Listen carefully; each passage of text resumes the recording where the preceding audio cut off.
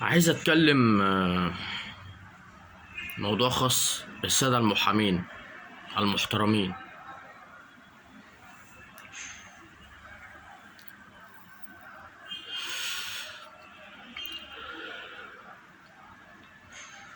المحامين عملوا بالبروتوكول للقيمة المضافة عشان ما يتسجلوش قيمة مضافة. يعني باقي الممولين المسجلين قيمة مضافة ولاد زواني. بالنسبة للمحامين، المحامين دول أطهر من الطهارة نفسها، في حين إن من ضمن المحامين المحترمين أو من ضمن النقابة في محامين نصابين، وفي محامين أكلين حقوق، وفي محامين ظلمة. وما أدراك ما ظلمهم، وما أدراك. الوزير، معالي الوزير محمد معيط، الدكتور المحترم، أقر بالمنظومة الإلكترونية. جم المحامين بلا فهم وبلا وعي كافي اعترضوا على المنظومة على إن هي الفاتورة الإلكترونية، في حين المنظومة الإلكترونية شيء والفاتورة الإلكترونية شيء آخر. قالوا إحنا مش تجار عشان نتسجل في الفاتورة الإلكترونية، صح؟ بس انتوا ممولين ملزمين بالتسجيل في المنظومة الإلكترونية، وملزمين بالتسجيل في الإيصال الإلكتروني، لأن انتوا ده من أساسيات شغلكم أصلا. وملزمين بالتسجيل في الختم والتوقيع، تمام؟ ان انت تعترض على الفاتورة الإلكترونية اوكي، حقك. ان انت تعترض على الإيصال الإلكتروني مش من حقك. ان انت تعترض على الختم والتوقيع الإلكتروني مش من حقك. ان انت تعترض على التسجيل في المنظومة الإلكترونية مش من حقك، لأن المنظومة الإلكترونية هي البطاقة الضريبية اللي معاك. بيانات البطاقة الضريبية بتنزل على المنظومة. فإن أنت بتعترض برضو على التسجيل في المنظومة الإلكترونية، يبقى أنت ابن ناس، وباقي الممولين ولاد زواني.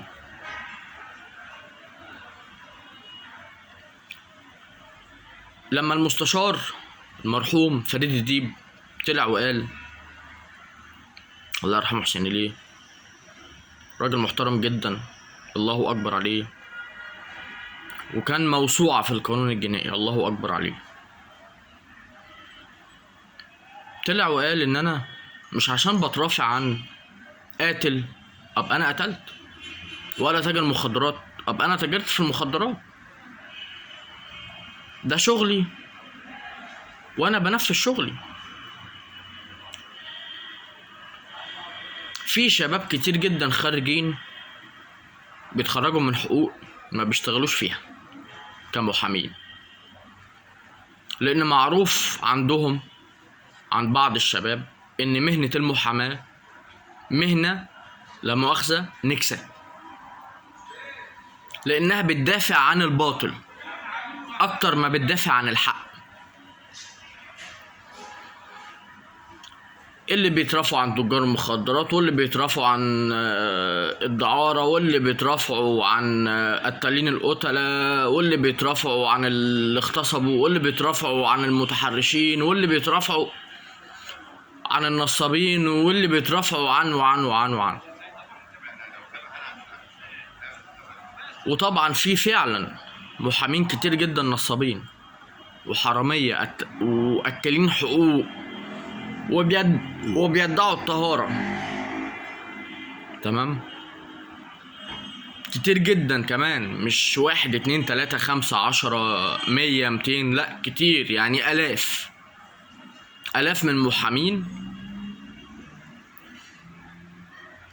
النصابين أكلين الحقوق اللي بيدعوا الطهارة والشرف على إنهم محامين.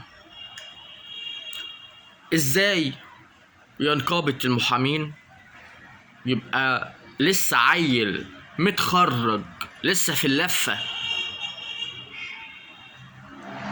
يروح يقدم في النقابة ويدفع 3000 جنيه على الأقل عشان يستخرج كارنيه محاماة؟ لما يكون المحامي، بلاش المحامي، الخريج بيدفع 3000 جنيه عشان يسجل ويستلم كارنيه محاماة، ويقعد له 20 سنة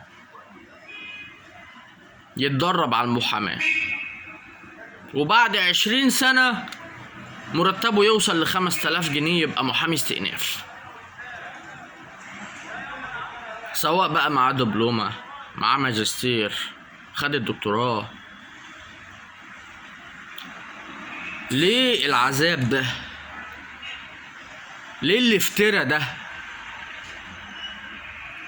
ليه كده؟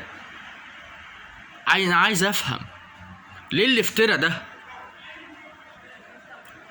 خريجين كتير جدا قالك هروح هسجل في النقابة ب3000 جنيه، ويطلبوا مني طلبات غريبة معرفش انا بيخترعوها ازاي،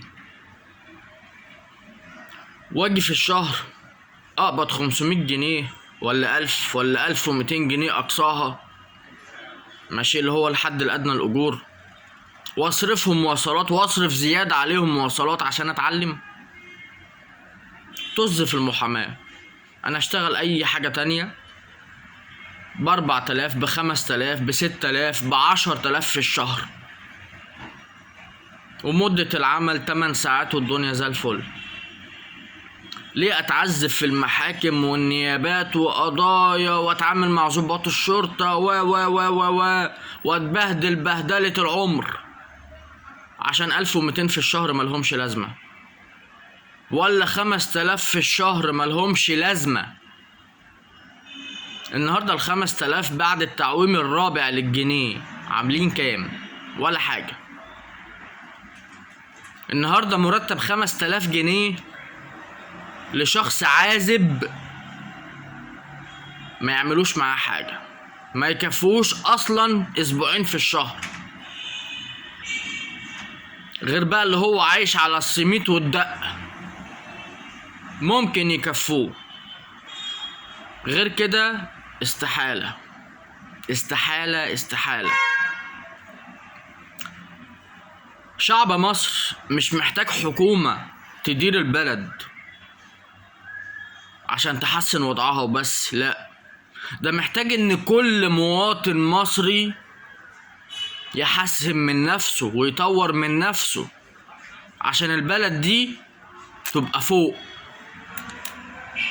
احنا عندنا نسبة الجهل عالية جدا، ونسبة الفقر عالية جدا، ونسبة المرضى اللي مش معاهم فلوس يتعالجوا عالية جدا. معاك فلوس هنعالجك، معاكش فلوس موت،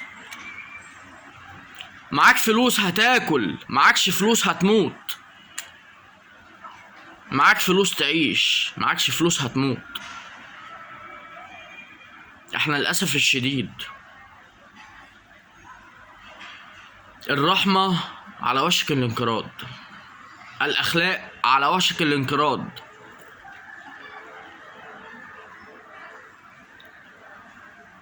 تحيا مصر وتحيا السيسي. مصر أم الدنيا، بس مش قد الدنيا، ولا عمرها هتبقى قد الدنيا، استحالة تبقى قد الدنيا طول ما شعبها عايش بالشكل ده، استحالة تبقى قد الدنيا. استحالة. البلد هتبقى كويسة جدا بشعبها قبل حكومتها ورئيسها. شعبها اولا واخيرا. وبالنسبة نرجع تاني لمحامين مصر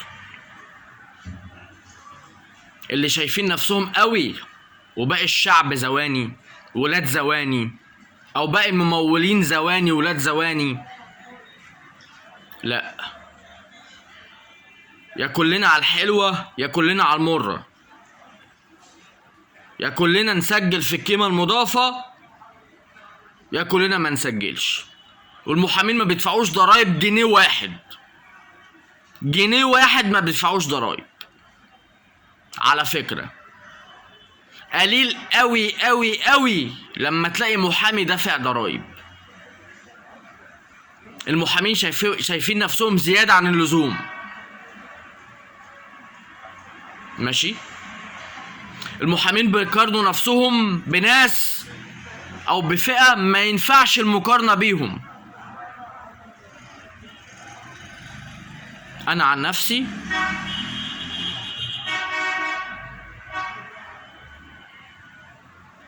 مش بشجع مهنة المحاماة اصلا عن نفسي يعني. بعض موظفين وزارة المالية اللي اخترعوا المنظومة الجديدة وقبليها وقبليها وقبليها لغوا، هم قصدهم يلغوا مهنة المحاسب القانوني اصلا. ده قصدهم. ربنا يصلح حال الشعب المصري ويفوق قبل فوات الاوان يا رب. بقول لك ايه،